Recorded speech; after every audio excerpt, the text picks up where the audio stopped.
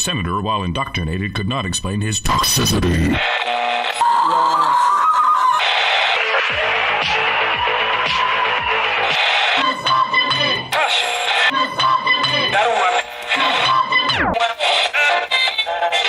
You should not listen to men's rights advocates if you want to know what they have to say.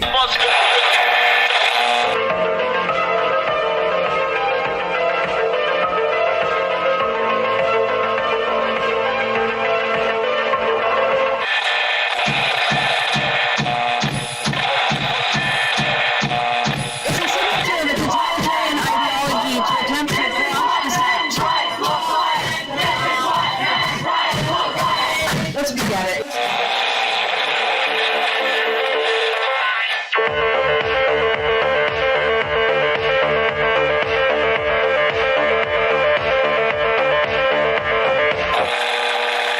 Number ZZ9 plural Z alpha. Number ZZ9.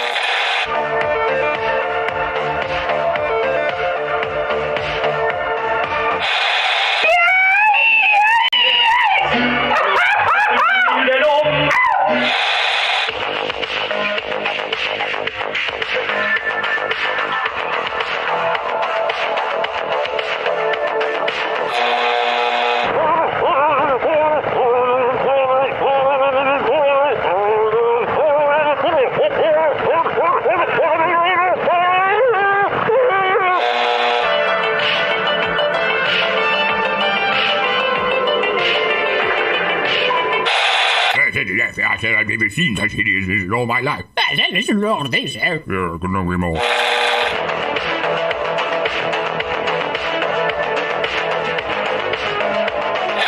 Like a furry torpedo to the jugular. This is Honey Badger Radio. Radio with Buddy.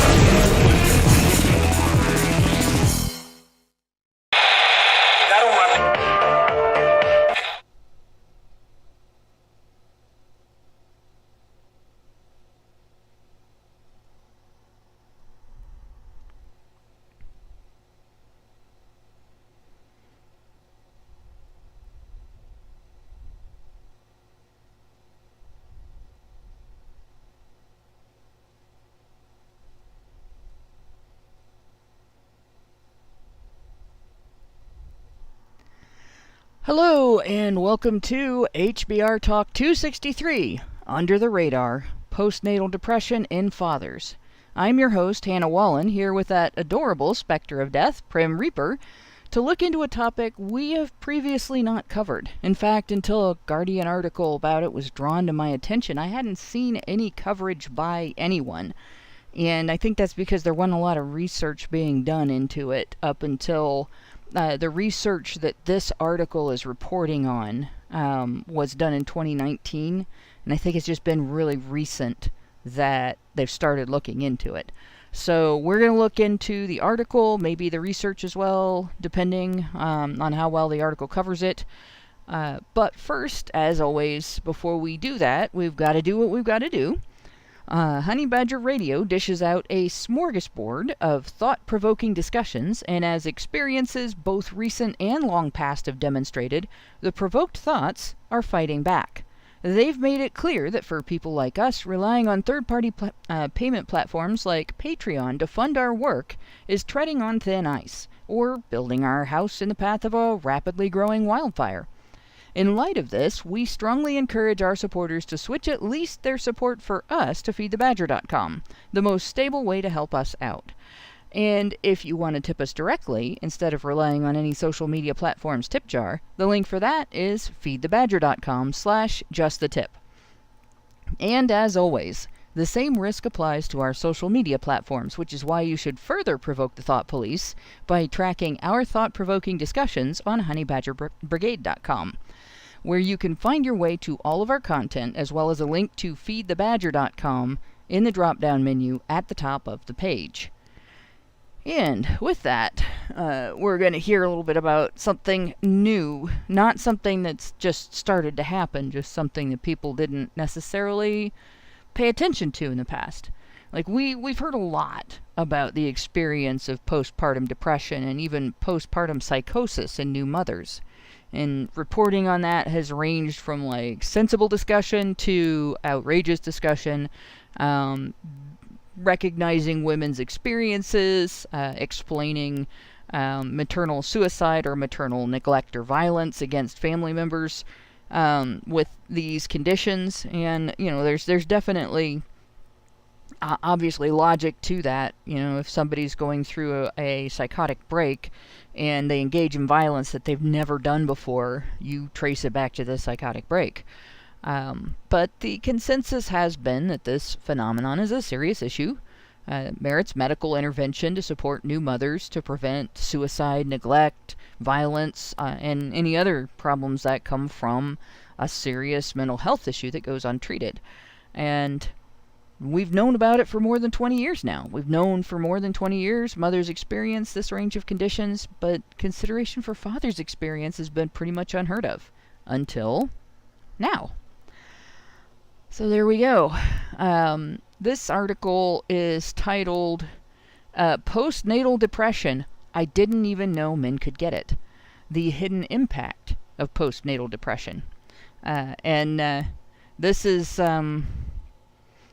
written by, I'm hoping I'm pronouncing this right, it's Amar Kalia. And so this is covered by a male writer. This isn't a woman lecturing men about, this happens to you too, blah, blah, blah. He's covering research that was done on this topic. I briefly looked at the research, and it does look like it was done. It's not like feminist research where they like make up some rule and then try to prove it by using a made-up method. They went by existing definitions of depression and existing means of testing for it and so on. So to get into the article, there we go. Sorry, I'm just like scrolling through here. Oh, good. I know. And by the way, I think I got a super chat before we go on. I think I got. There's two of them, actually. Two, yeah. And oh my gosh, it's not hiding the first one from me, is it? Okay, there we go. So Richard gave us $1.99 and said, "Prim, hello once again to the primary perv." That's a funny thing that happened with my most recent video, where if you opened up the closed captioning on it, yeah. That's just when I always start every video by saying hello once again from the Prim Reaper, and this time it translated to the primary perv. So all the other pervs are just imitators. Exactly. It was great. Oh my gosh, that's hilarious. Well, it's not perfect, but it is perfect. Yeah, there we go. Anemic Royalty also gave us $1.99 and said, "Prim! Also, Ralph Nader is uncircumcised." Just important knowledge there. I suppose it's like, when you find out who was born on your birthday, or, who is the same religion as you are, or who is in the same political... like this person is also smart enough to know, or his parents were smart enough to know, to leave his whole body alone and let him make that decision when he was an adult, which is good. Thankfully. Yeah. So there you go. And we've done whole shows about that, so I'm not going to make this one about it. But we'll probably do whole shows about it again, because the issue just won't go away. But in the meantime... let's get into this discussion. And so we got two mommies. I'm technically too old to be mommy now because I'm grandmommy. So we got a mom and a grandma discussing postnatal depression in men. Before I actually start reading, I will point out, I've seen this and didn't know what to call it. And it's a very stressful time for new parents. Like, both parents go through a lot of stress. And that's under normal circumstances, where you live in the same house and one or both of you has jobs and you're financially stable, and the baby is now here and your schedule just gets torn to hell. and especially your sleep schedule. And oh God, yes. yeah, and you know, the mother's activities change, but the father's normal life activities, he doesn't get a break, right? He doesn't get, a lot of times he doesn't get leave yet. A lot of times people don't expect him to be as busy with the baby as the mother is, so they don't leave him time to experience new fatherhood. Sometimes the mother shuts him out because, you know, she'll essentially hog the baby. So there's a lot of that to look at, but this goes into more than that. Yeah, well, I mean, and you know, it's very complicated for especially like new fathers, right? You know, it's always different with each new one you have, but for somebody who's gone from being childless to having their first child, I think it's especially jarring, losing your regular sleep schedule, losing like the regular household schedule, like, you know, if like however you were arranging like meals and cleaning and things like that, it all goes out the window, and many people are, you know, very reliant on a regular schedule in order to kind of keep their sense of normalcy and their sense of sanity. So to have it be thrown out the window, like even assuming that everything goes very well, it's still quite jarring. And that's without even getting into all of the other stuff that I'm sure this fellow is going to start getting into in the article. So I'll wait to discuss it until then.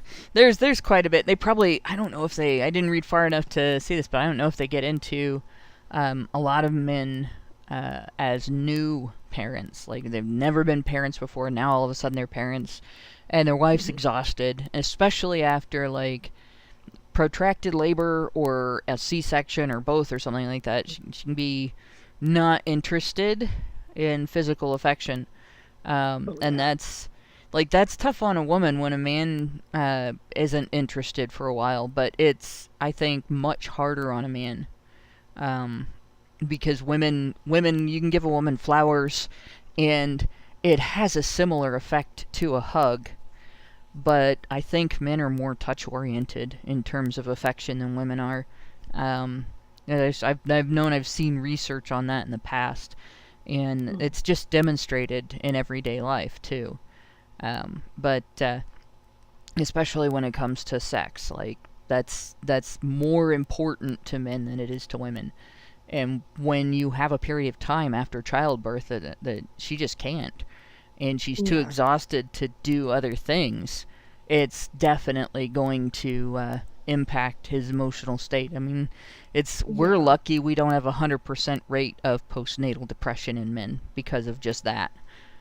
Yeah, well, I mean, like it's one thing for those first 6 weeks where, you know, you physically can't, like it's physically contraindicated, but I mean, even beyond that, you know, there's so many things that contribute to, you know, that being less likely to happen. You know, there's things that aren't even really talked about all that much. You know, when I became a new mother, you know, I didn't know the extent to which, and you know, like, I hope this isn't a TMI, but like the extent to which breastfeeding just really, you know, changes the hormones that basically change the way it feels in general, right? So it's you know, it's it's challenging in many ways to kind of get back into it, and especially with these things not being like very publicly talked about.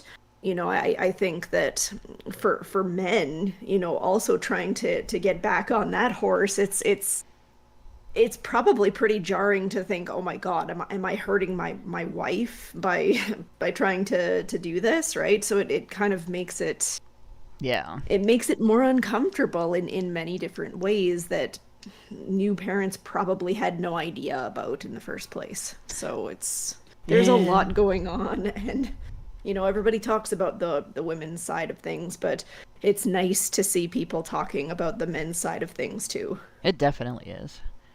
So this is where we start 70 hours into the birth of his first child. Lewis was told that his wife needed to be rushed into surgery for an emergency C-section. That's a long time to go, too. Like, we were at 27 hours when they rushed me in for my C-section. But we were also at the monitor, the vitals monitor, registering the heartbeat stopping 3 times. Oh my gosh. And that's awful. yeah, my story is, I had a newbie nurse, and she was a dipshit. And I'm like, man. that's the nicest way for me to put it.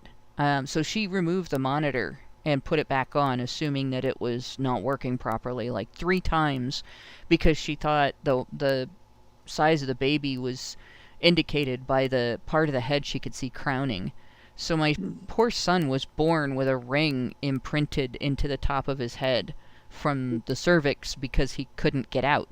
And he has a bald spot to this day if his hair is really short, where that monitor was, because she tore skin off and everything.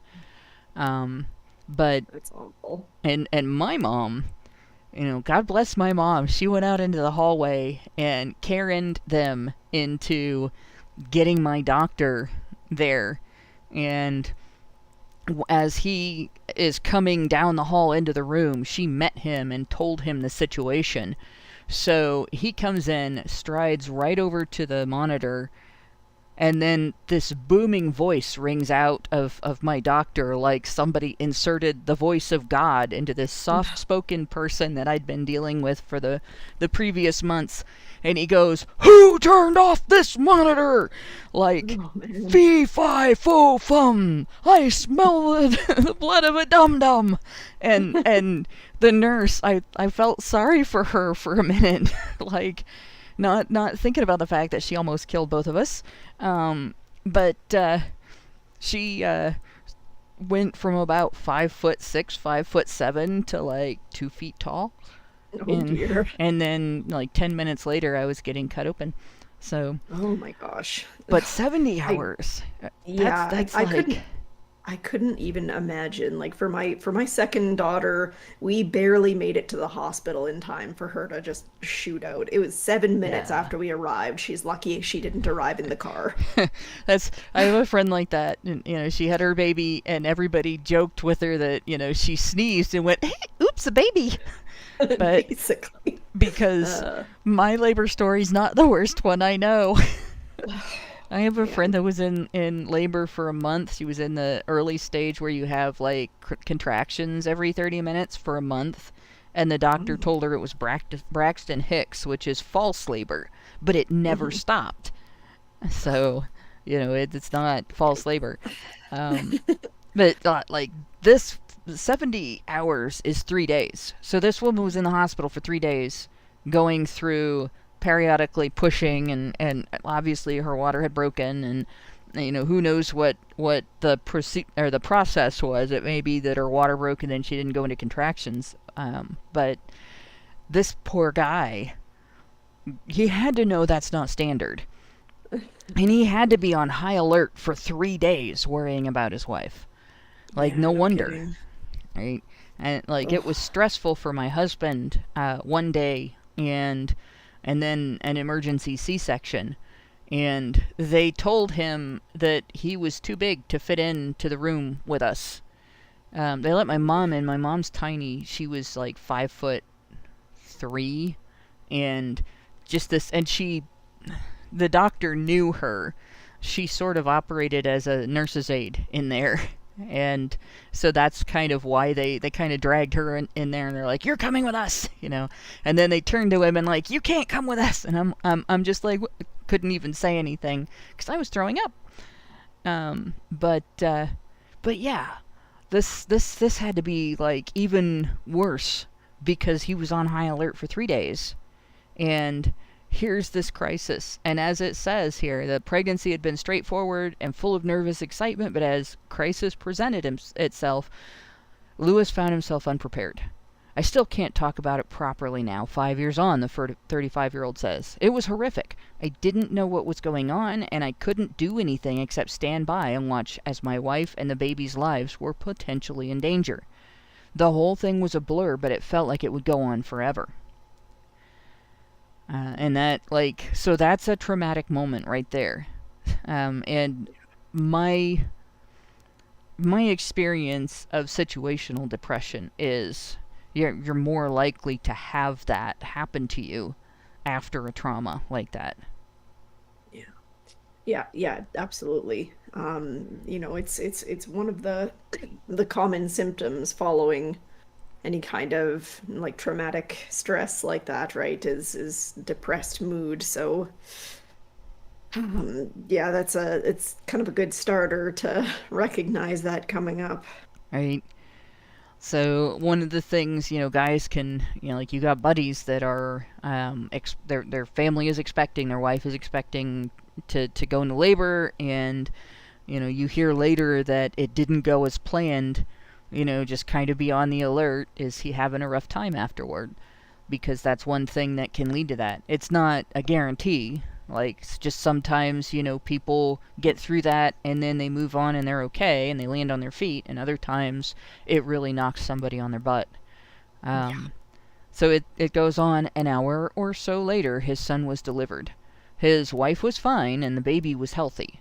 Yet the memory of the traumatic birth kept replaying in Lewis's mind, long after the family had returned home. My wife was still recovering from major surgery, so I was left alone with my child. But I didn't feel that special connection that everyone talks about, he says. I just wanted to make sure my wife was okay. My baby became something I had to deal with.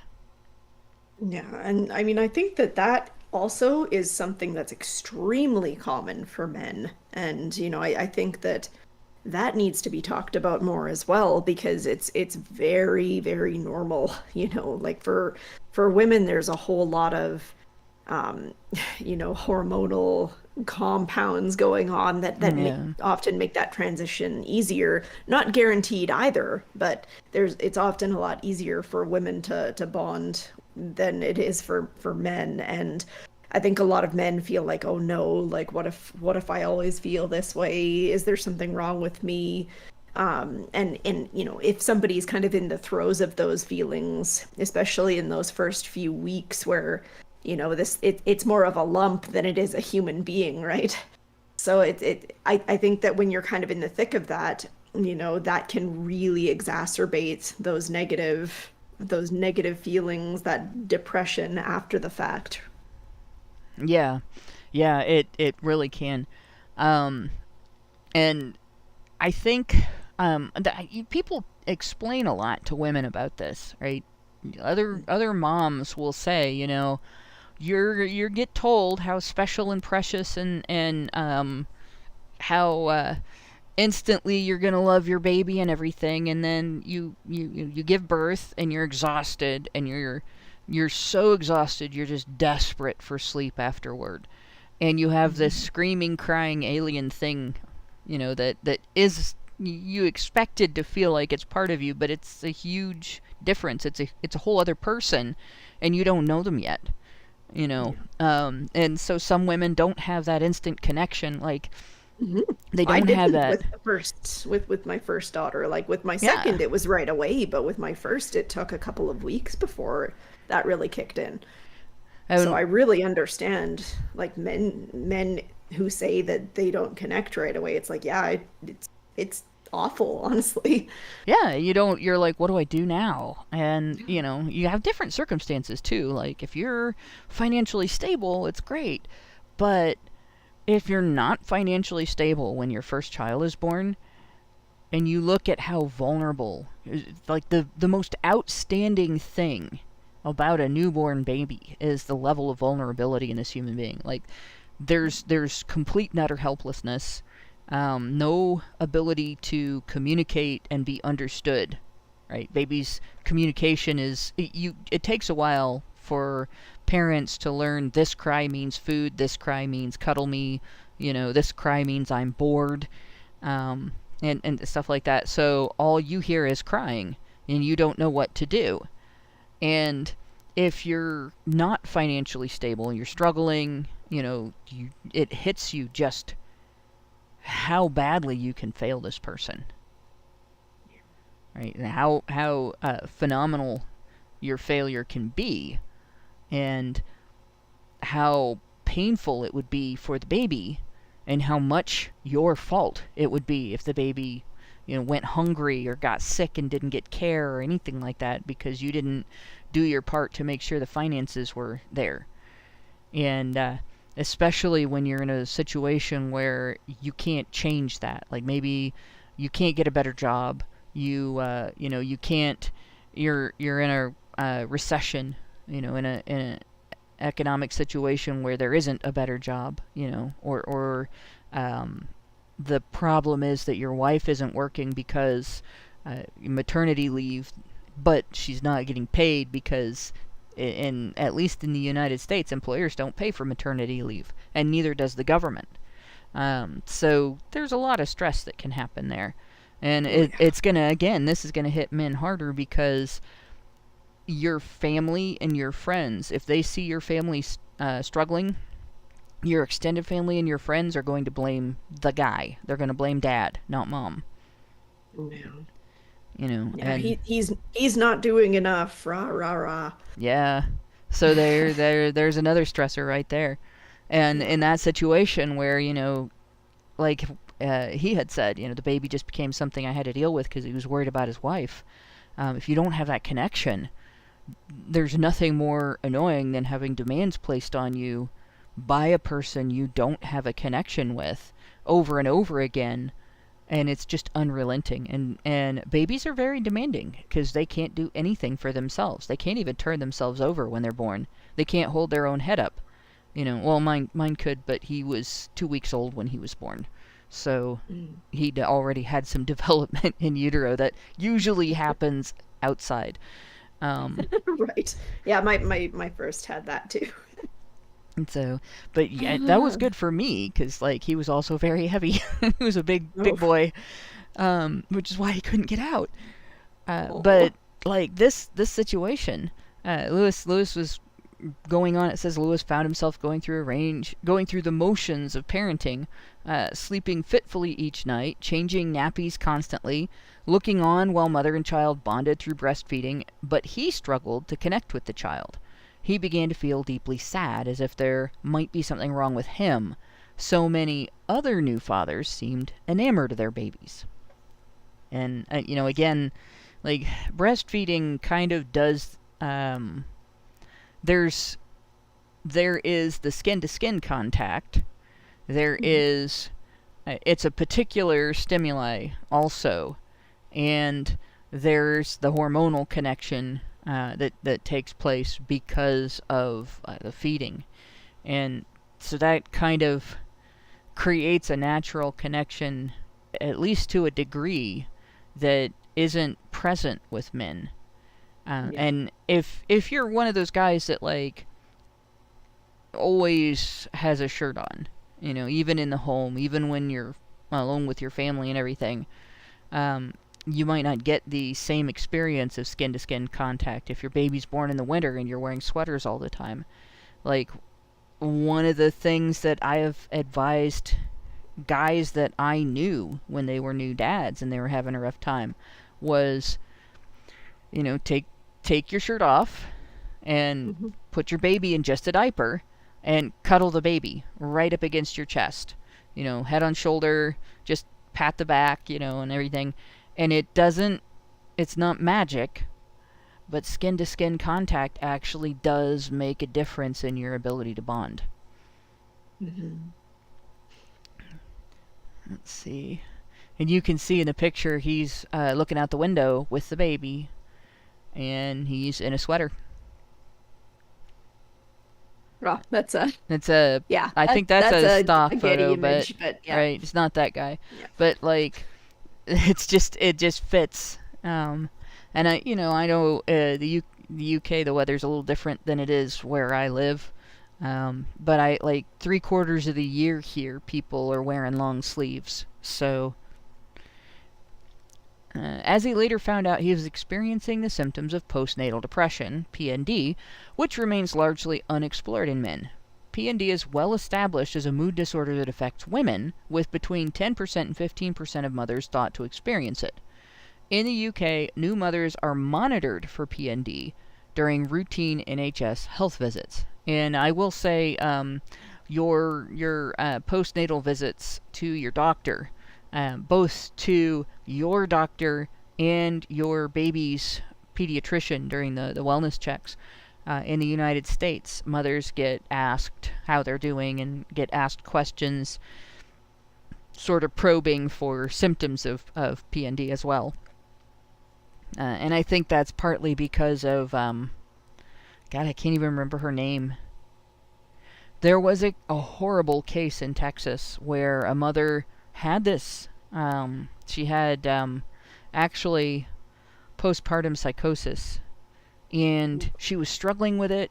She asked for help, and her husband asked for her to get help.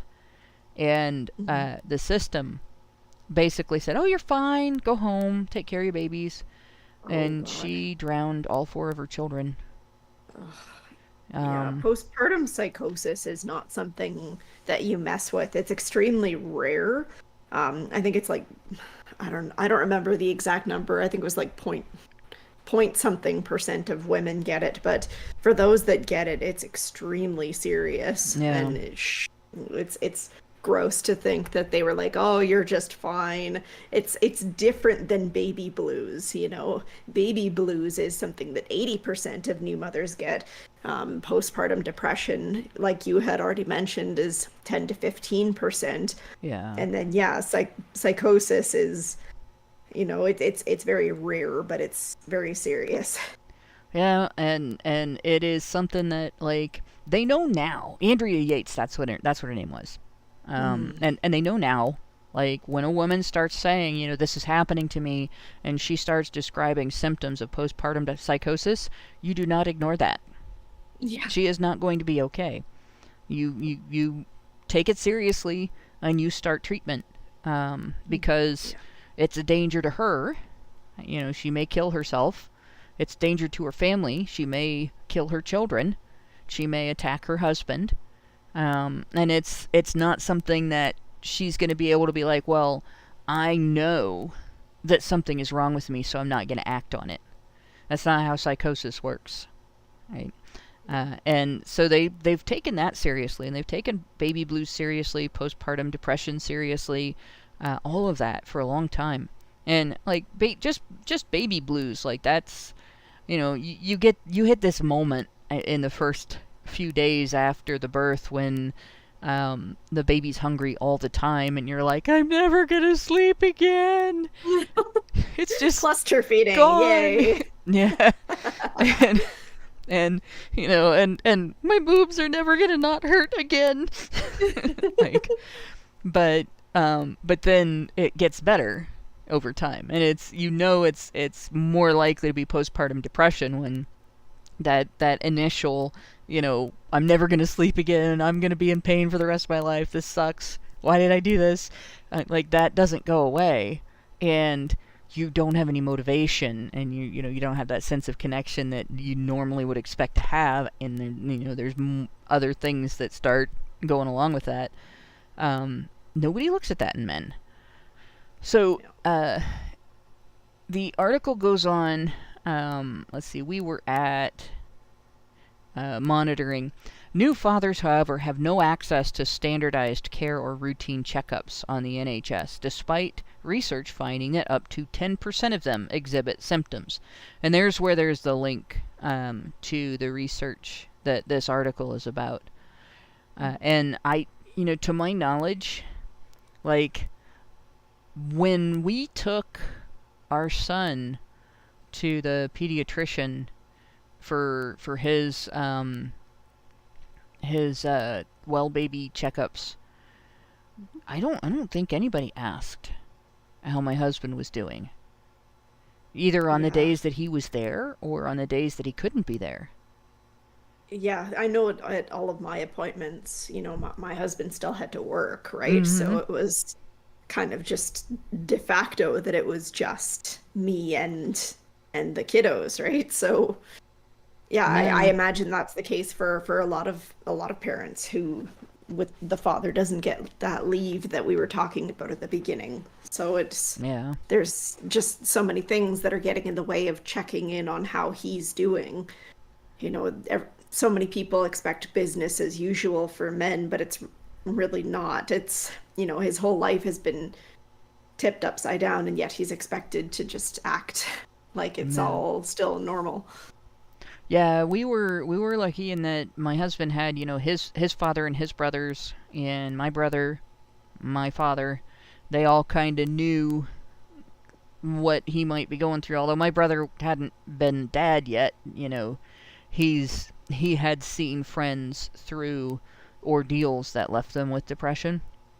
We had a friend who lost his dad when he was 16, and so I think my brother developed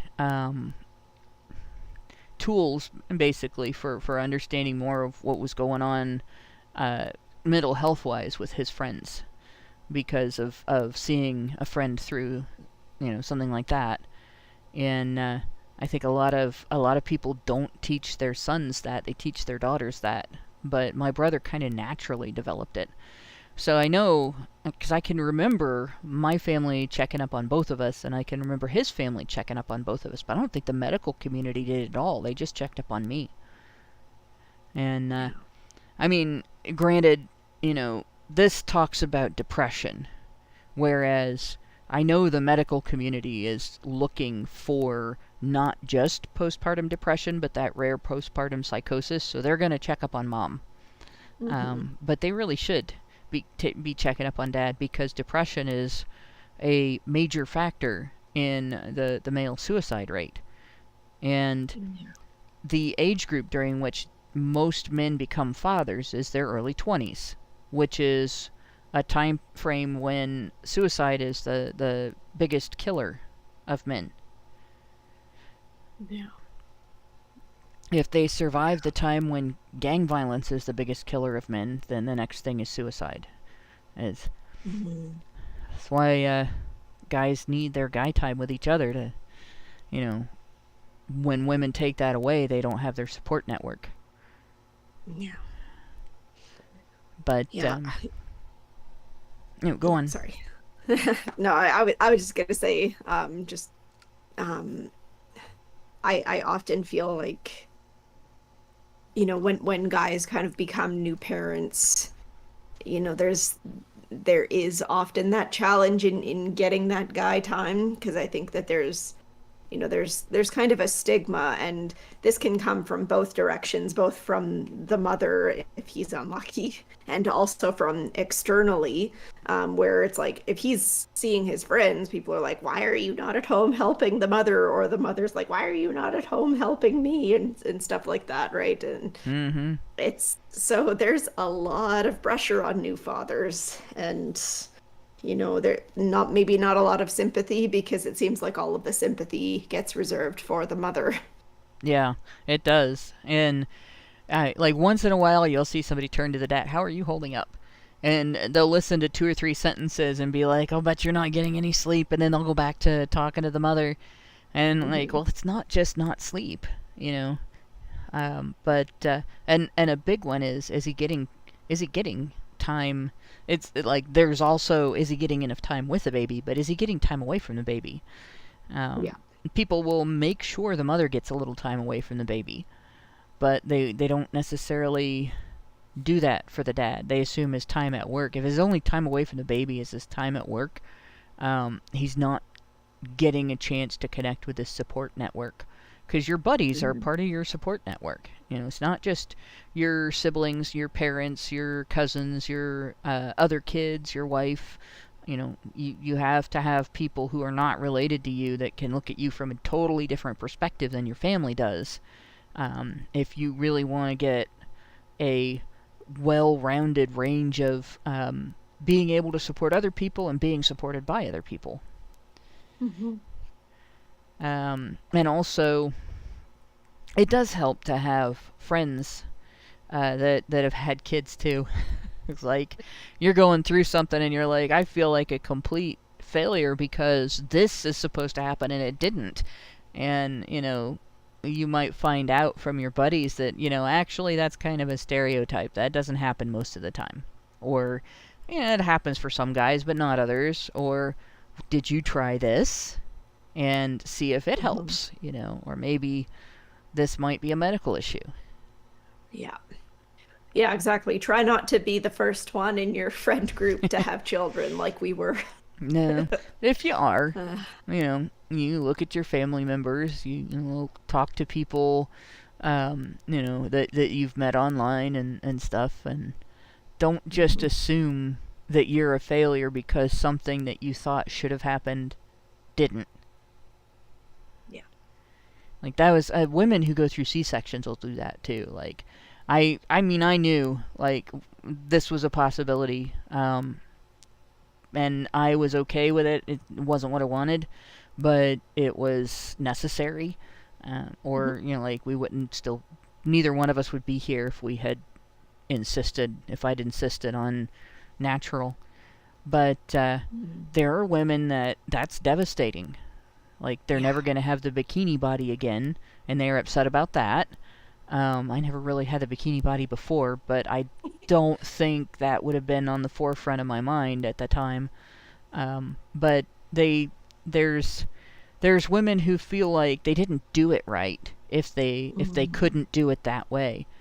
And, like, that's something that, with women, there's a lot of support from other women that are like, hey, did you know this? Did you know that? Did you look into this before you decided that you're a failure because you didn't do it right, Whereas with dads, there may not be a lot of articles, there may not be a lot of, friend groups going, actually it's pretty common to not suddenly feel like this father-child bond where you do everything together, Sometimes if you're particularly nervous, that might make a big difference.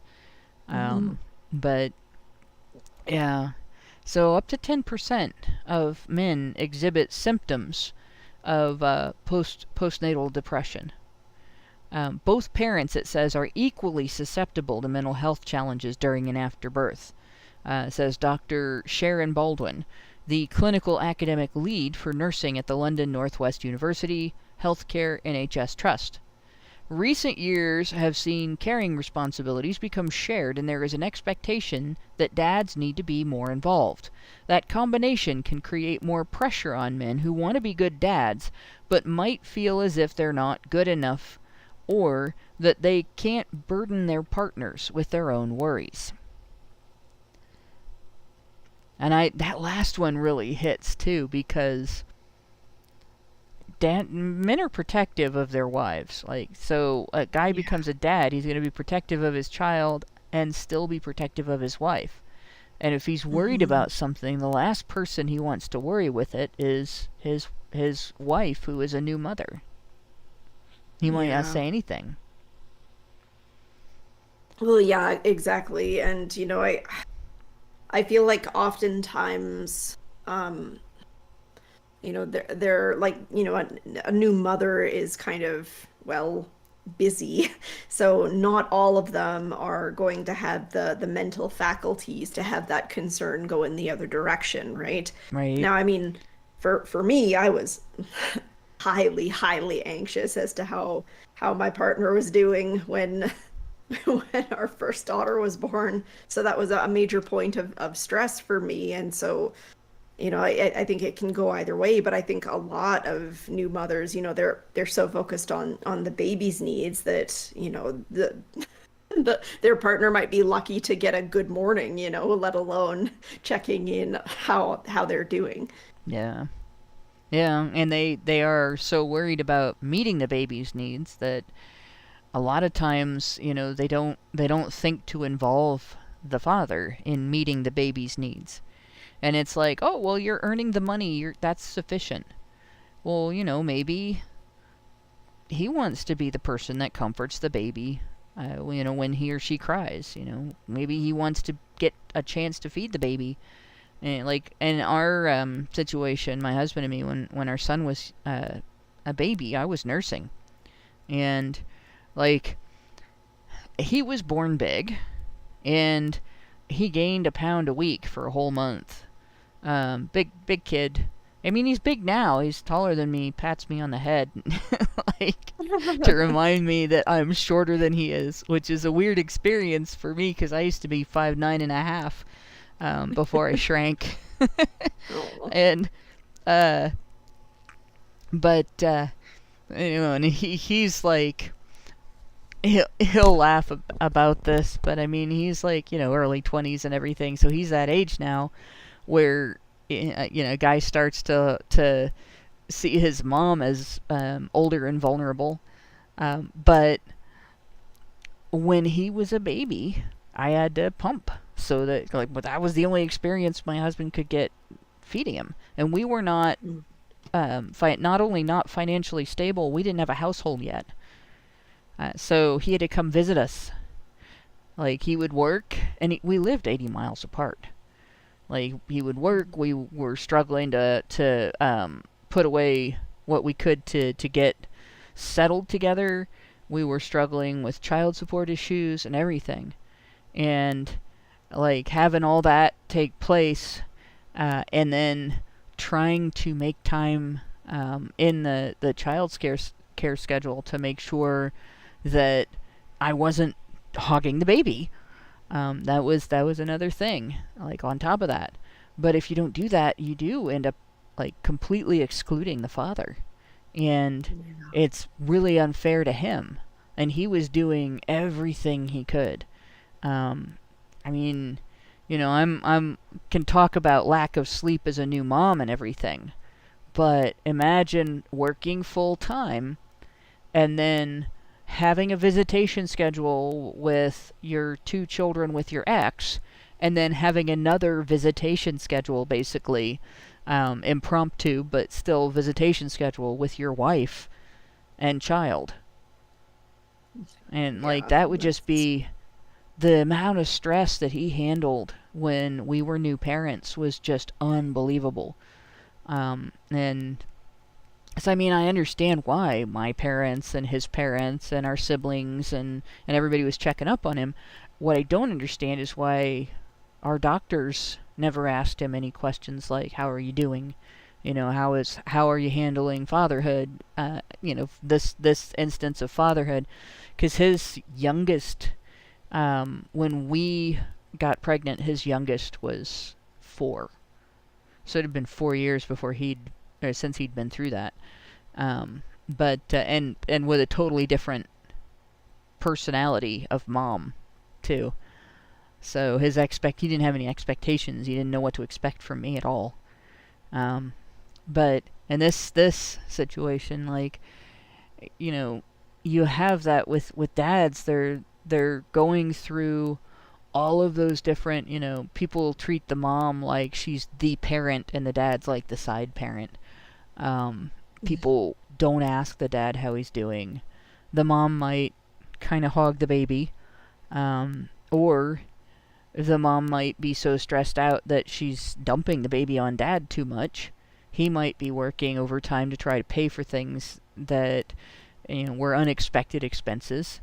There's a whole spectrum of stressors that can happen there, and then you get that sense of not being good enough or not doing it right, that you're burdening your partners with your stress because she's exhausted, she's dealing with her own stressors. The worst thing that can happen is if the couple doesn't talk about it at all. And yeah, exactly. And they so often don't. I think that there's so often pressure to act like things are fine, or to just try and put the baby first. And I think that's one of the worst things that new parents can do, because they just wind up, like, burning out and feeling more stressed out than they otherwise might be, Yeah.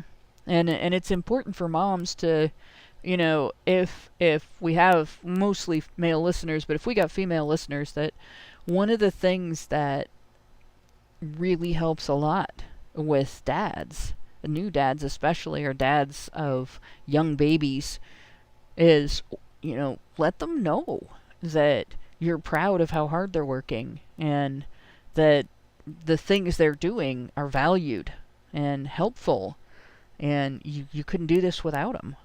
You know, let them know that they're important, and make sure you are doing for them what they do for you, because you're hearing it from him. I'm so proud of you. You really handled that well. I can't believe how hard that was. And he's working and coming home and helping take care of the baby, and that he's dealing with all of the stress of being the breadwinner, and he's trying to take care of you, and he's probably afraid to tell you that he's stressed out. So look for it, ask for it. Make sure he knows you love him. Yeah, exactly. And be affectionate. Like, don't stop that. Even if you can't do the normal thing, do something. Yeah, absolutely. It's so important to remember the fact that you and your partner ventured into parenthood together, right? It's not just it doesn't have to just be all about the baby now. No, relationship. That's one thing that people seem to not realize when they go into relationships these days, that you maintain a relationship. It's somewhat the way you maintain a car. If you just let it sit and you don't attend to it, you don't fuel it with your actions and your contributions to intimacy, it stagnates, it runs out of fuel, it stalls, and eventually it dies. So don't be a passenger in your relationship. You guys are both in the driver's seat. Make sure you're steering together. So that's one big thing, is that them not being able to talk to their partners about what they're going through. Baldwin, a health visitor, is one of the few researchers to study the prevalence of postnatal depression in men. Her interest in the topic began when her husband told her how he felt excluded by child health services after the birth of their first child, with each piece of literature or help for infants seemingly naming only mothers and babies. She began a 3-part New Dad study in 2016, interviewing 21 men from different ethnicities and backgrounds about their experiences of having children. She found a number of themes tied them together. A lot of men spoke about their exhaustion with having to go back to work and still care for their children when they were at home, as well as the difficulty in being separated from them, she says. There were also concerns raised about expectations not matching with reality, like dads being surprised that their partner might struggle with breastfeeding, and then feeling as if they weren't able to help. Ultimately, their issues might not feel as important as the birthing partners, and so they often neglect their own needs. And, that's a rough one, too. Nursing isn't something that men can really... he can't give there's not really a lot of advice he can give. There's nothing he can do. It's really a issue between the mother and the baby. And yeah, exactly. It's not like something he can take over and help without, like you said, having pumped milk in advance, right? Right. And I had nursing issues. There really wasn't anything. Well, there was one thing my husband could do, and that was help me think through it. And it's, they want you to alternate breasts when you're nursing. Well, one of mine got crushed by a seatbelt in a car accident. We were in a Ford Festiva. I don't recommend going anywhere in one of those things if your legs are long. But I was in a Ford Festiva, and I got rear-ended by an old Buick, big old metal hunk of weight. And the driver, she just came around the corner at 35 miles an hour and did not slow down or anything. We were stopped, and we were a full car length behind the car in front of us. Because when you're approaching a light, you sort of come to a stop, and then maybe you creep up on the next car. We had gotten to that point where we had come to a full stop, And the car had just settled back into that full stop when, bam, we get hit, and we went airborne. So everything else that happened, like the whiplash that came with it and all of that, I noticed all of that, and it took like a month before we found the lump from the crushed, I can't remember what they're called, but basically the mammary glands. I had a crushed mammary gland in that boob. So it scared the crap out of us and everything back then. Well, a few years later, I have a baby, and I'm trying to nurse, and he will not touch that breast. He wants nothing to do with it, and absolutely not, right? And my husband finally was like, well, maybe he's not getting enough milk out of it. You said you had one mammary gland, crushed in an accident. Maybe that one's not producing. You just use the other one. Just that you don't have to switch off every time. Like, maybe that's not going to work for you guys. And lo and behold, we did just fine on one. Although I ended up with 2 different sizes for a long time. But it's just the way it was. And once he talked about that, well, a lot of women don't listen. What do you know? You're a man. You can't do this. How would you know anything? But it made sense. Right? Just not listening because, well, men don't know anything about breastfeeding would have been stupid. But I think a lot of women get into this mentality of, well, this is between me and the baby. I know better than he does, and I'm not going to listen to anything he says, or they're going to get offended. Like, I could have been, are you saying there's something wrong with my boob? Well, actually, yes, there was something wrong with my boob. It was damaged. It's never been the same since.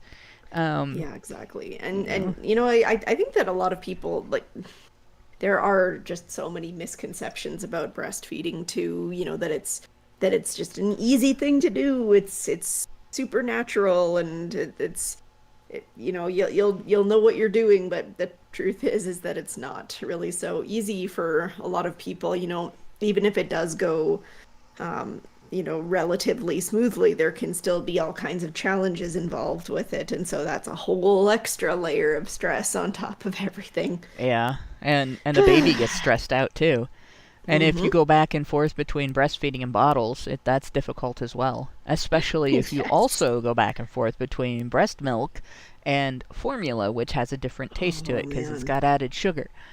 But yeah, so there's all kinds of things that can be stressors like that. And you have to talk about them, and you have to be open. Like, women in particular don't do this very well, but you have to be open to criticism.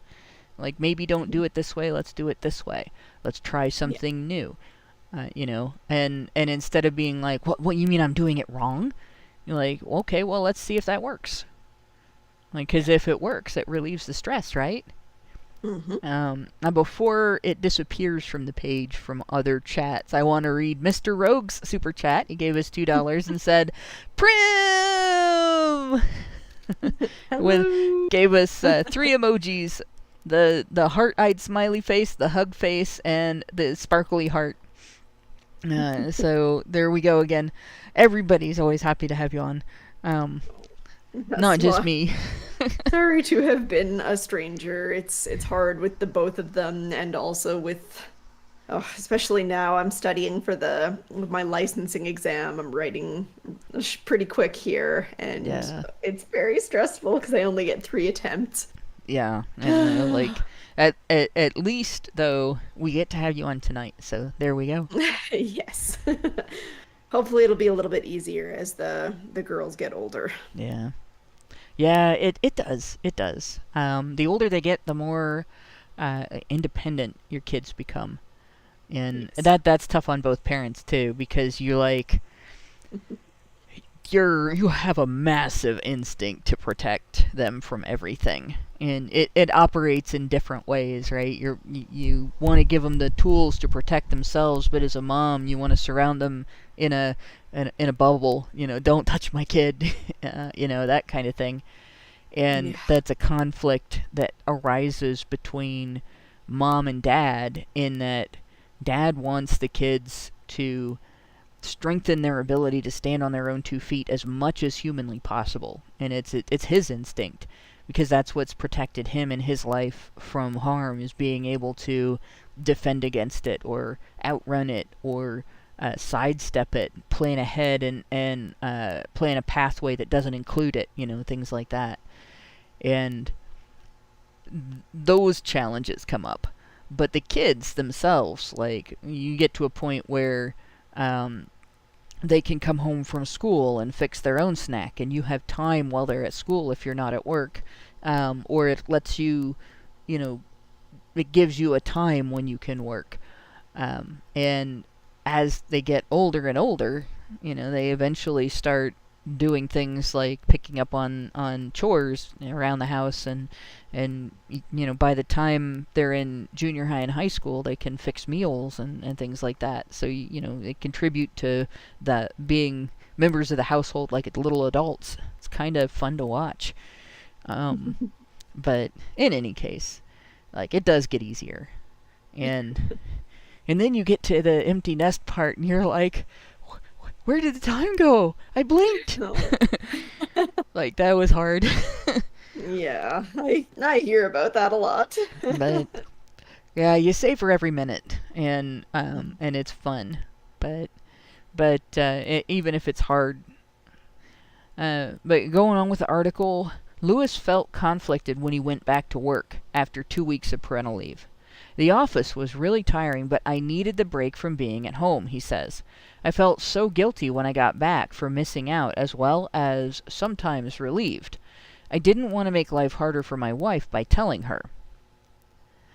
And again, there's that difficulty. Like, it doesn't, when you are working and you have a small child at home or a baby at home, and you're expected to give every waking moment to time with the baby, and to experiencing everything new that the baby does, and all that. Like, if you miss the first word, or you miss the first step, or even just the day baby switches from an all liquid diet to something with cereal in it, like, it feels like you failed, but you didn't fail. You can't do everything. And I think a lot of dads feel pressure today to do everything. It's just not. Yeah. It's not fair to them.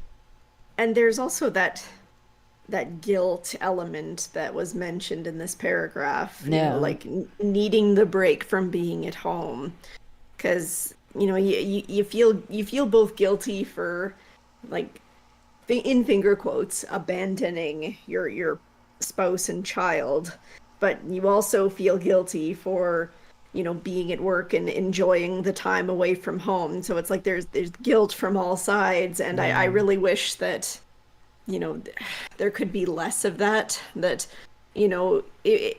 for a partner to say, no, please, like, enjoy that time, like, it's and not in a sarcastic, passive aggressive way, like, legitimately, don't feel guilty about it, enjoy that time. It's nice that you get a chance to feel restored. Like, I have been working, like, very, very part-time hours as a provisional psychologist with my second, even though I'm on maternity leave technically from another job, I have been working, like 8 to 10 hours a week.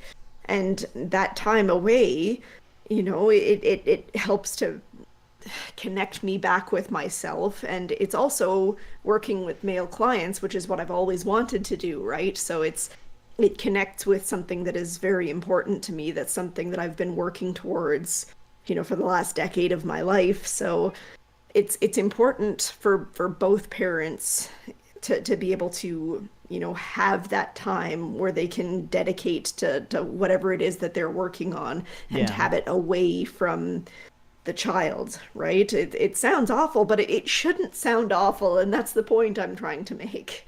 Well, and the kid needs time with other family members too. Mm-hmm. Kid needs alone time with dad, The kid needs alone time with mom, and the kid needs grandparent time, if there are living grandparents. And, this was something that it was easier to do with my parents because we lived with them. We had to make time to drive. We were 80 miles from my husband's parents. And so we had to make time and find, money in the budget to go up there.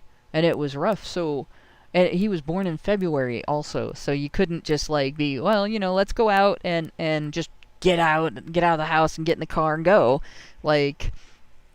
You had to really bundle up. February in Ohio is not a warm time. It's not as cold as it is in some parts of Canada, but it's not, Florida.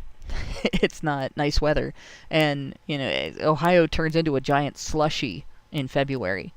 So driving with a newborn, we didn't go anywhere for 2 months after he was born, except his well baby visits, because the idea of putting him in the car and driving around in a giant slushy, it was just too scary.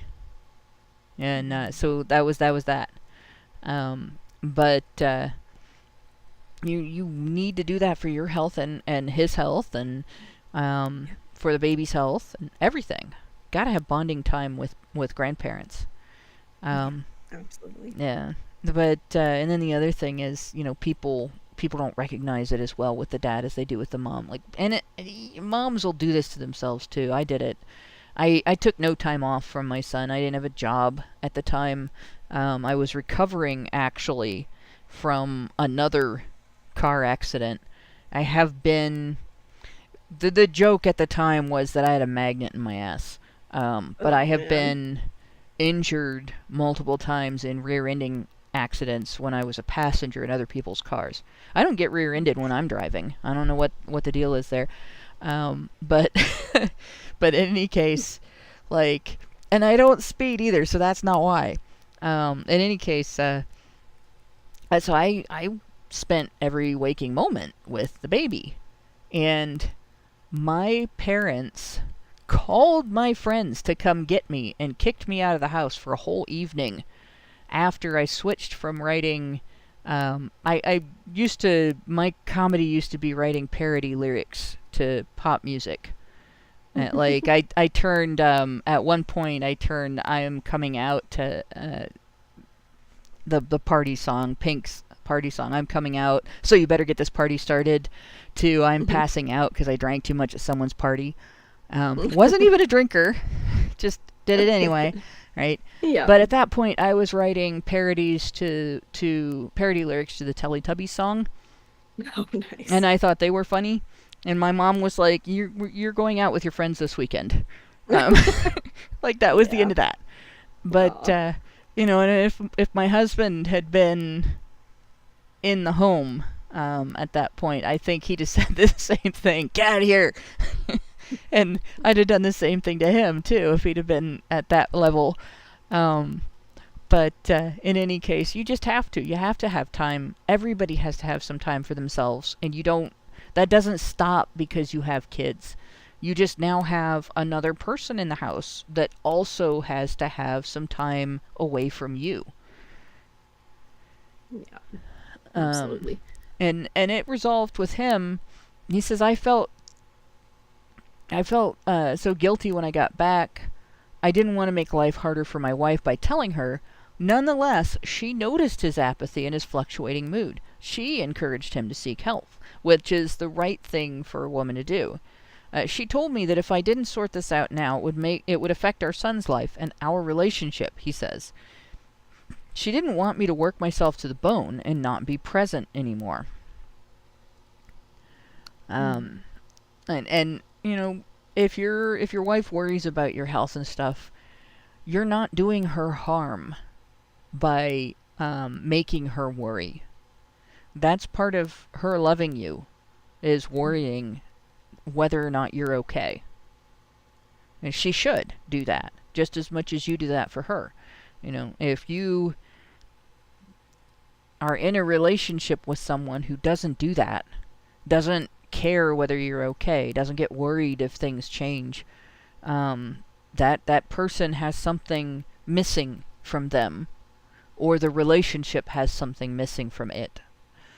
And that's something to either work on, or a reason that maybe the relationship shouldn't go to the next step. Of course, obviously, you don't want to find that out after a baby. You want to find that out before you make your relationship permanent. But yeah, guys shouldn't necessarily hide everything. I know that a lot of guys will not tell women about deep worries and stuff, but you know, there's you got to talk to your partner about some things at least, because it's normal and natural for her to worry. Women have like this giant worry gland in the back of our head that will explode if we don't use it. So true.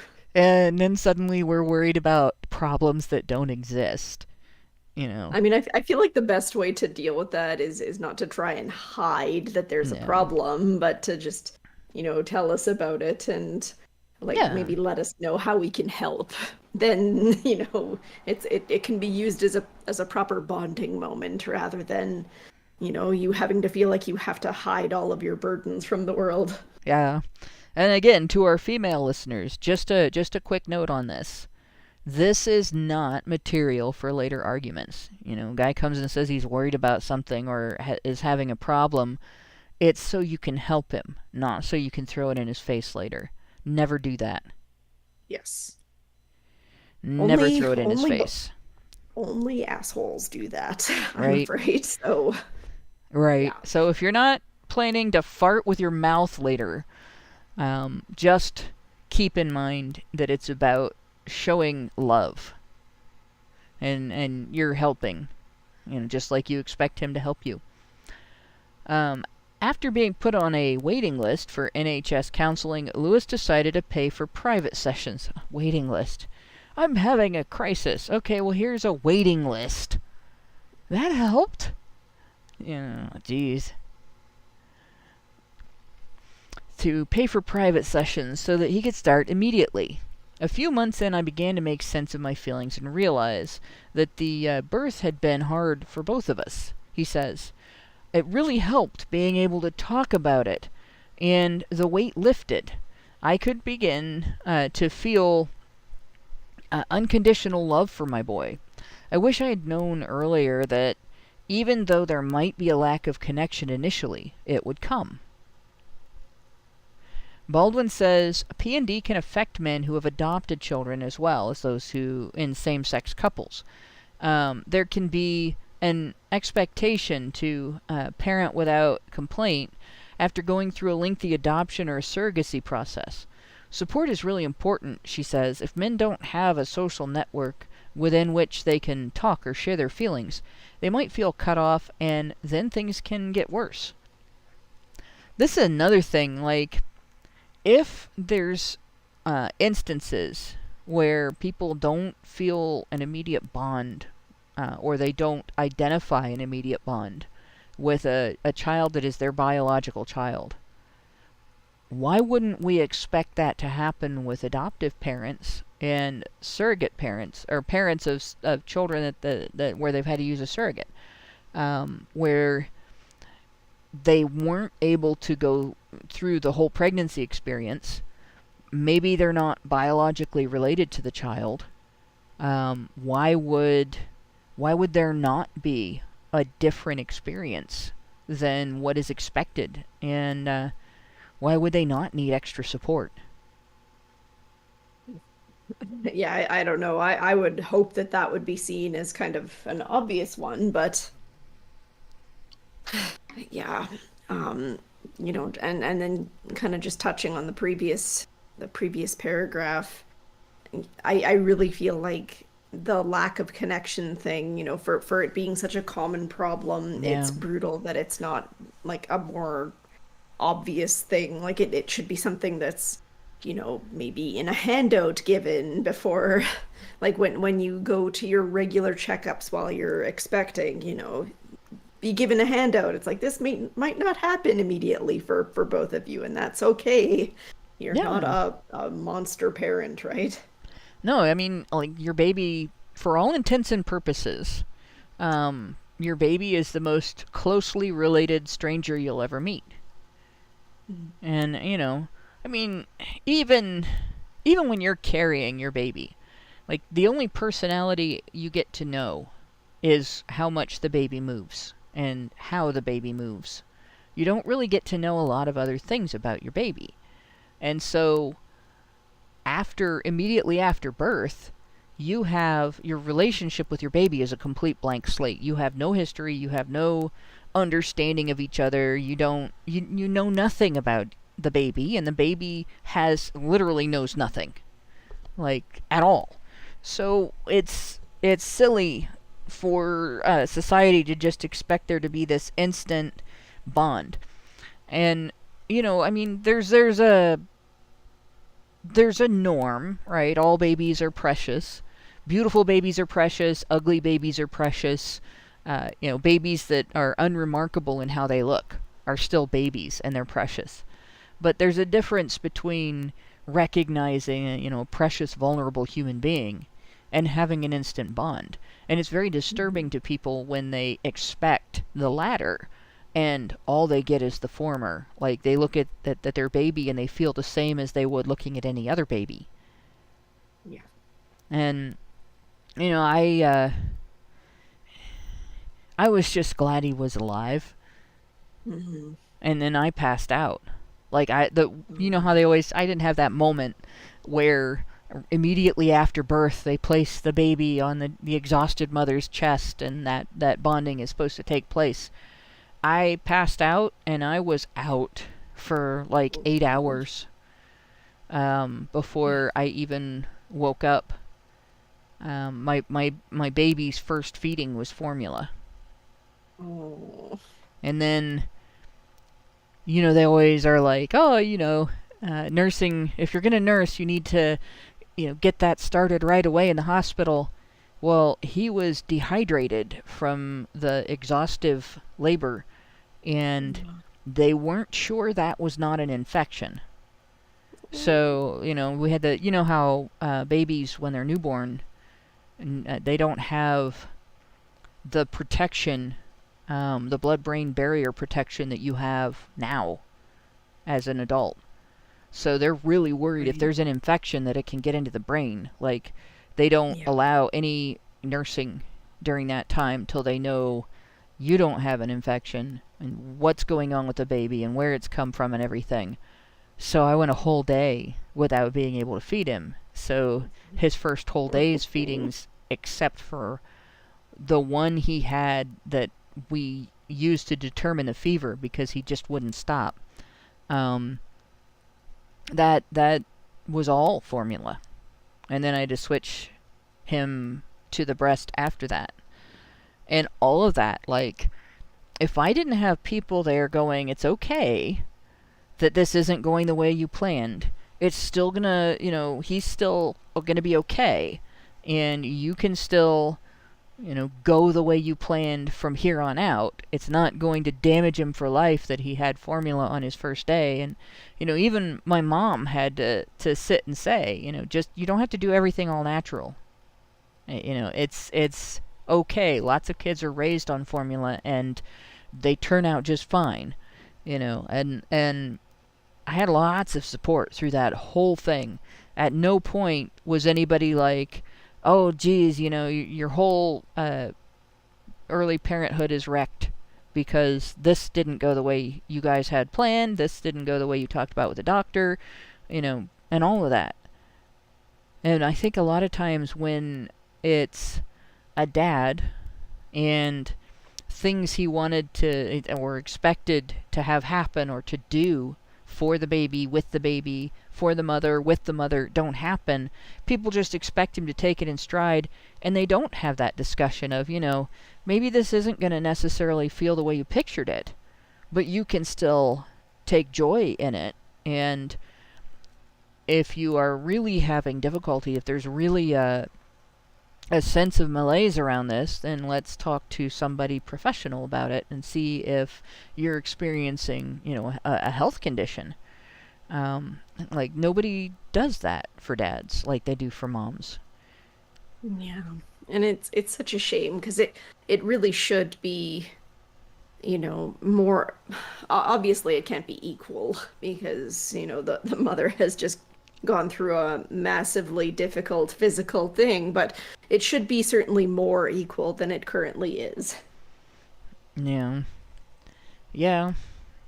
It definitely should. The next example they give. When James, 38, became a father, he felt extremely isolated. After he and his partner had gone through 2 unsuccessful rounds of IVF, and began to look into adoption, she became pregnant naturally in 2019 and gave birth to their miracle baby at the height of the COVID pandemic. What a time to go through all of that. Yeah, and no kidding. It's weird, but this is not the first story that I've heard either where, like, the couple can't have a baby when they're trying to have a baby. They can't get pregnant the whole time they're trying really hard, but as soon as they're like, okay, this isn't going to work, we're just going to adopt, and they start ignoring, the stress of trying to have a baby goes away. They start ignoring all that process. All of a sudden, they're pregnant. And stress can actually really be a prohibitive factor if you're trying to get pregnant. It is by no means guaranteed birth control, unless you really want to have a baby, and then often it is. Yes, weirdly so. Yeah. The lockdowns meant that we were almost entirely alone, which became really hard, he says.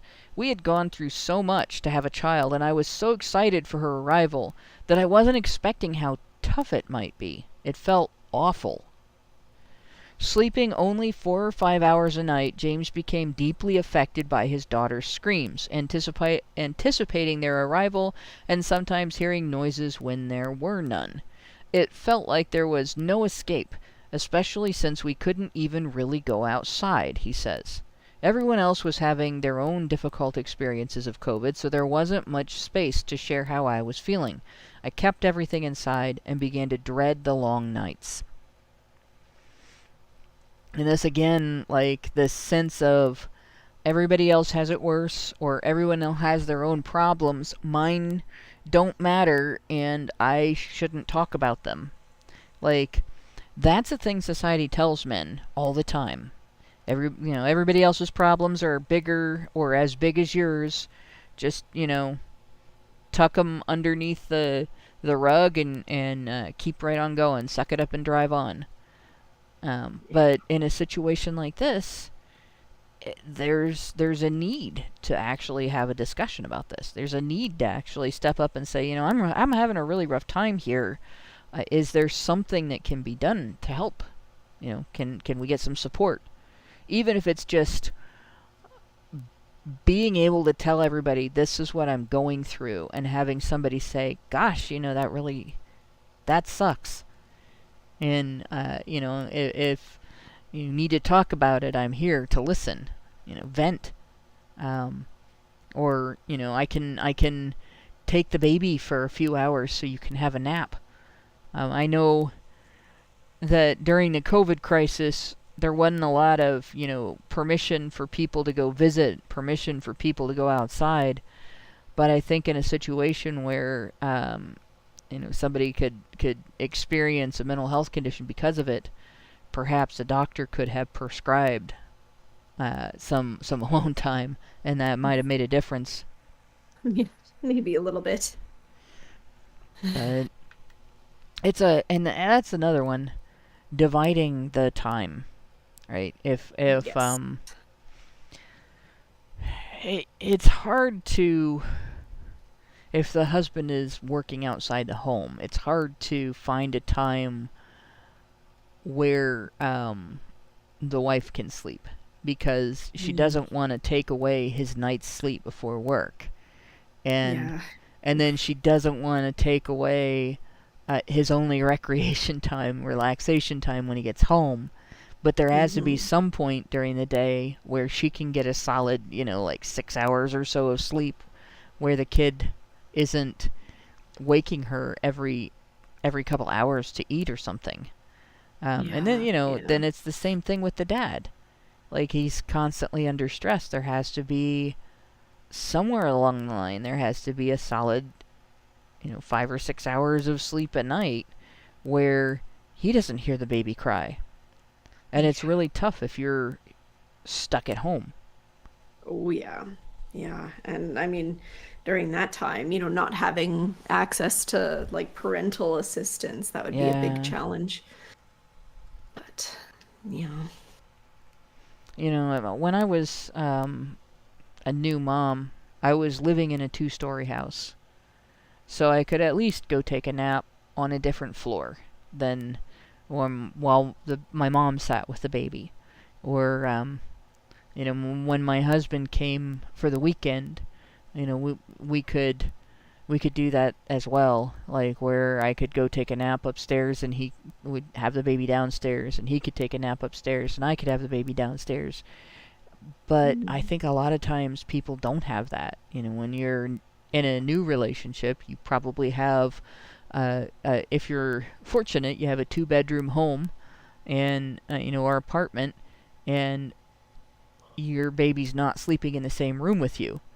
But a lot of young couples do have the baby sleeping in the same room with them for the first year. And you don't get sleep under that circumstance because, especially if you're like me, I was paranoid about SIDS. And Yeah. asthma runs in my family too, so I was paranoid about that as well. Every noise woke me up. And then, Yeah, it's not an easy thing to be going through. And I think like once you start getting on edge, that happens to a lot of people because you start hearing every little thing. And even then, when you're not hearing anything, sometimes the not hearing anything is like, are you okay? Are you okay? Yeah. I gotta go get up and go check on you. oh yeah, yep. And it is one of those things you have to really work on. Like, you have done everything that you can possibly do. You've done everything right. You have to trust that it's going to work. And like that's you can't not sleep because the baby needs a parent that's awake when the baby's awake. Yeah. But yeah, that having the COVID crisis on top of that, and what we know now makes it even worse. But Ian Coleman, a therapist with the Counseling Directory, describes the doom loop that he encounters with new fathers who come to him for help. Men can have these traditionally masculine notions of needing to cope, which means they don't talk about their feelings, and then they feel guilt at not doing well, which makes the depression worse, he says. Caring for yourself can be seen as selfish, but it's necessary. Men often don't have a roadmap for fatherhood, and they might not want to repeat how their own fathers were, so they need perspective to understand that their lives are objectively difficult in these moments. And I think it's not just traditionalism that is the problem there, like the man's own traditionalism. People ask women how we're doing. People check on us. People give us advice, often unsolicited, sometimes unappreciated even. But we get to connect with the people around us over a communal, like a community partnership around our child rearing experience, and making it as effective as possible, in terms of maintaining the welfare of the child, and also making it a positive experience. And yeah, we also run into criticism. You always have the overly critical female family member that thinks you're not doing it right because that's not how they did it, or that's not how their mother did it, or whatever. But for the most part, we have a pretty positive experience with people around us offering us help, doing the advising, listening to what we have to say about our experiences and everything. People don't ask men how they're doing. Or if they do, people ask, but they don't intend for men to give an honest answer. And that has to change. It can't just be on the guy to talk about his feelings. It has to be on people to listen. It has to be on people to intend to know. Like, that's a big deal. Especially if his answer isn't everything's great. Like, even if all you can do is listen and maybe say, gosh, that sounds really rough, and refer him to somebody else, or just confirm, just validate that, yeah, that seems pretty rough. You're not wrong. Like, listen. Be ready to listen. Be ready to, ask how he's doing. Yeah, exactly. Actually care about the answer that you get. Don't just do the generic, how you doing? Okay, bye. Yeah. And, don't treat him giving you an honest answer like it's a weakness. Because that was hard for him. And, doing something that's hard doesn't indicate weakness. Ever.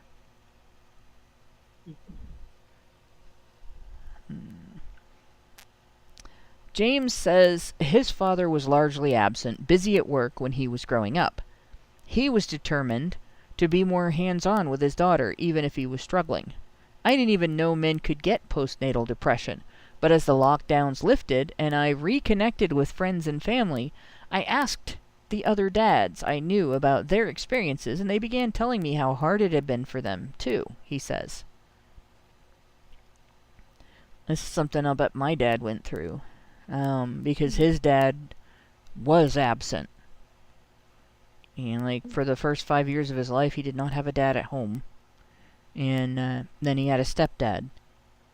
Says this is during a time when divorce was really unusual, too. And he grew up in a blended family.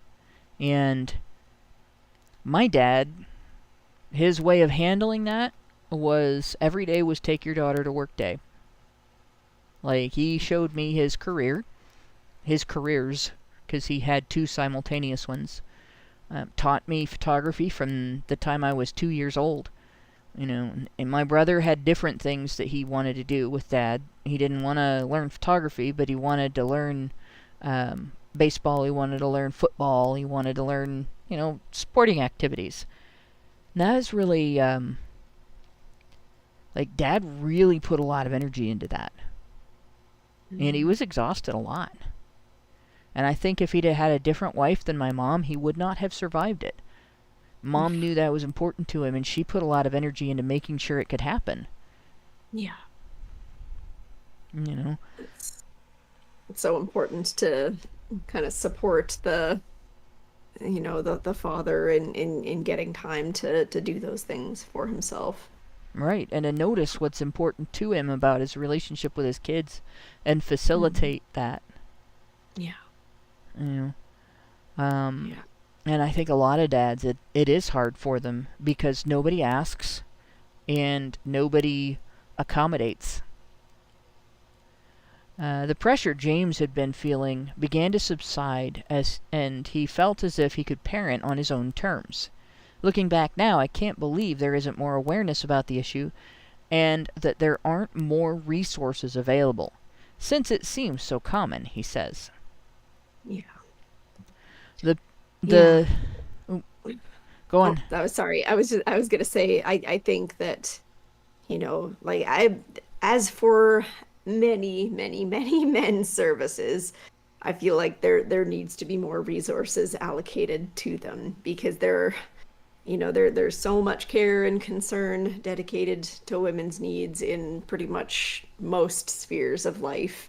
And this is just yet another one where, even though, naturally this is, there are special concerns that need to be afforded to the mother in this case, of course, but there should be more focus put on the father. So yeah, and honestly, it's in everybody's best interest.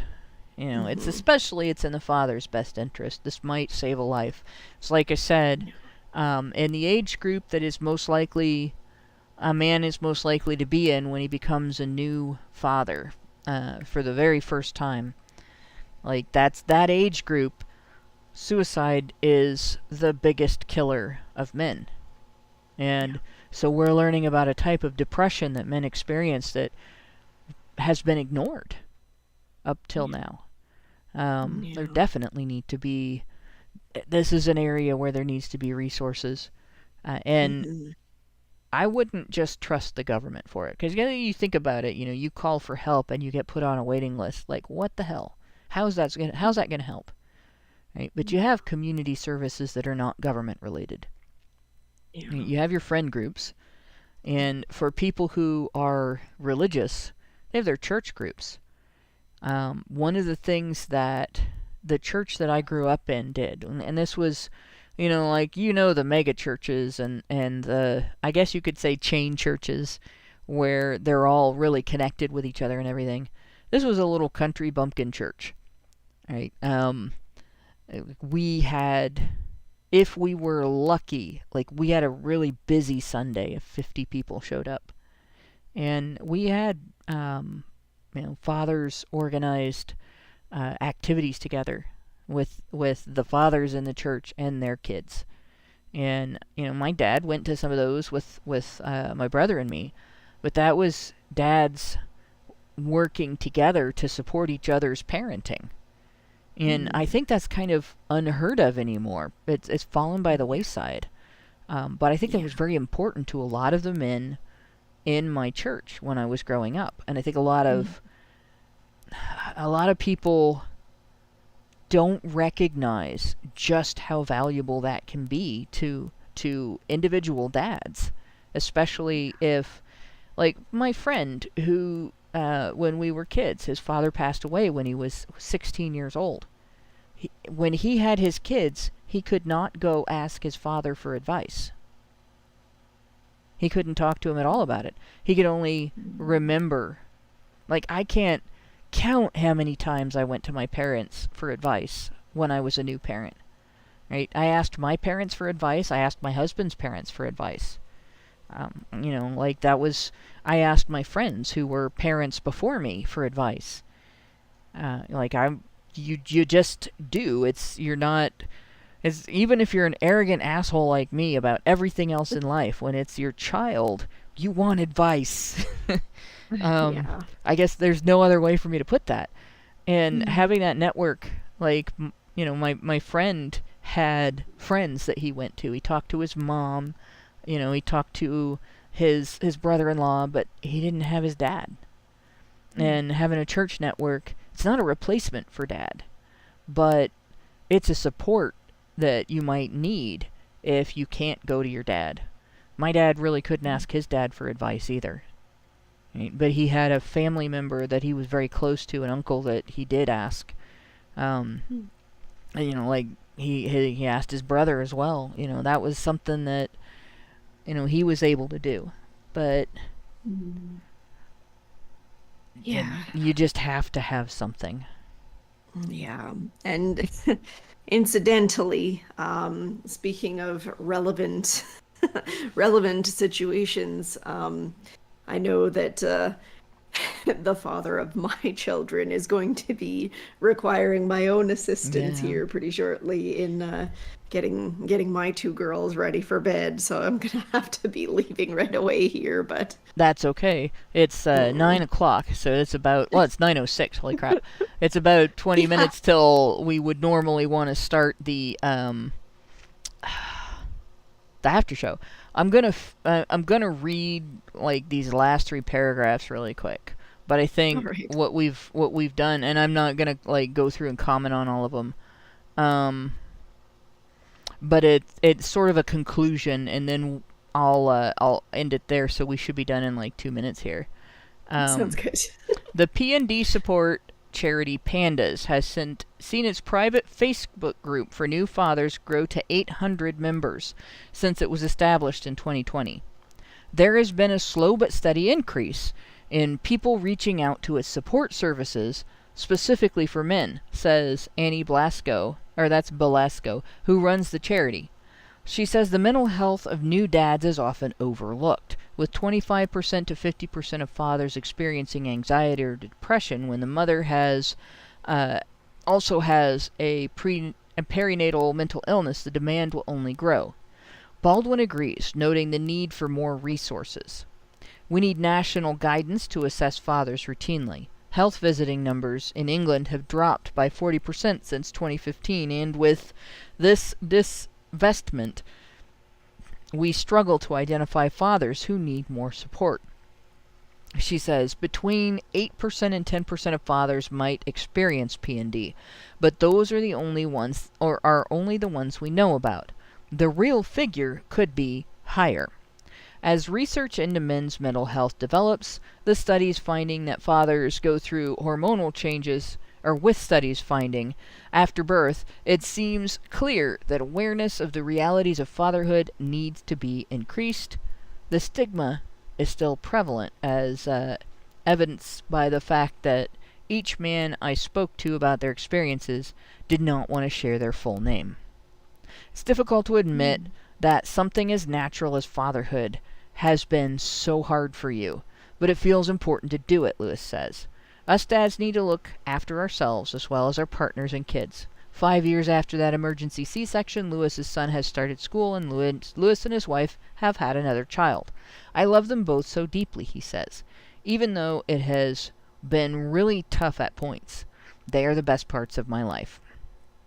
And that is it. That's the end of the article. So it does help to know that there are social media resources. But I think that this is something new, a new area that the men's movement can also step into. Yeah, absolutely. So, and thanks again, Prim, for coming on. This is a moderately long sausage. Not too bad. And hopefully we can have you on again sometime soon. I know your life is kind of upended right now with all that, but I'm hoping that after the exam, which I write and hopefully pass in 2 weeks, so after that, hopefully things should free up a little bit. So everybody send Prim well wishes for the exam, and I'll definitely be in touch to try to make sure we get you on again after that. Sounds good. All right, and we will talk to you later. I'm gonna stay on because I'm gonna be going through looking for super chows. So, but I know you have to go, so I will talk to you later. All right, thank you so much, and bye everybody. I'll try and be back again soon. Bye. Okay, and I am just gonna really quick look. I don't know if I actually have any super chows. I've gotten to the end of the super chats, and our Discord, we were just talking about this before the show. Our Discord it just seems like it gets bigger every time I try to scroll through it. There we go, super chow channel. So we do have something here. Hopefully if there is anything I need to pass on to Prim, I will, but there we go. Okay. So we got Meredith G gave us $5 and said HBR Talk 263. Thanks for the great conversation. Nice to see Prim. She's been missed. And Teflon Soul also said, nice to see Prim on for another show.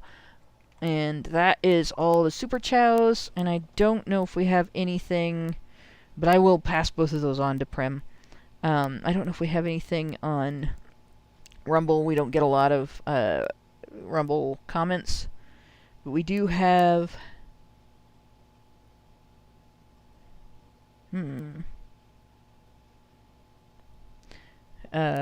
yeah, one commenter, I think that's pronounced Avhan, said 50 people. My current church hasn't broken past 15 in attendance in about 20 years. LOL, I don't know how they haven't closed. Actually, that sounds like a good close-knit church. Believe it or not. If you have dedicated people going to that church, even though it's that tiny, they probably are a really good church family. When I got married to my husband,